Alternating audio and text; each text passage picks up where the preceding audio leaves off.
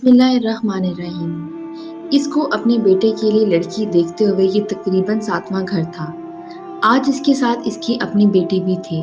चाय में बिस्किट डबोते हुए बुढ़िया ने अपनी बेटी से आहिस्ता से पूछा। बेटी ने जवाब दिया, अम्मा मुझे तो बहुत पसंद है। बुढ़िया बोली, बेटा पसंद तो मुझे भी है, मगर मगर क्या अम्मा?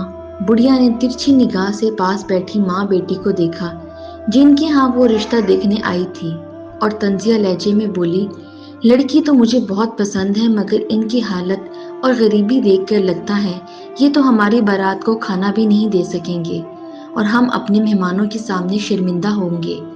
मैं अपने रिश्तेदारों को कैसे बताऊंगी कि ये हमारे नए रिश्तेदार हैं। इतना कह के बुढ़िया अपनी बेटी से बोली, उठो चलें, ये हमारे स्टेटस के नहीं हैं। बुढ़िया ने महज एक बात की थी, मगर इस माँ बेटी को तो बातों से ही खंजर मारकर छलनी कर दिया था। वो दोनों तो दिल ही दिल में अपनी बेबसी और गरीबी पर रो रही थीं। बुढ़िया सदियों याद रहने वाली बातें बड़े धीमे लहजे में सुनाकर चली गई। वक्त गुजरता गया।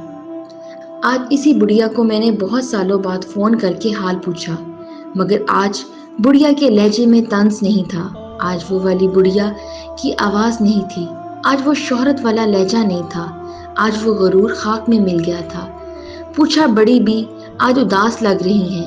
आपको बेटे के लिए बहू तो मिल गई ना, ऊंचे खानदान की, जिन्होंने बारात को अच्छा खाना दिया हो। इतना कहना था कि इसकी जबान जैसे गंग होकर रह गई। आज इसकी सिसकियां निकल रही थीं। सिसकियां लेते हुए बोली, बेटा अमीर फैमिली की बहू भी मिल गई थी, बारात को खाना भी अच्छा दिया था, रिश्तेदारों में मेरी इज्जत भी बड़ी थी, मगर आज मेरा बेटा भी नहीं मेरे पास, मेरा पोता भी नहीं मेरे पास।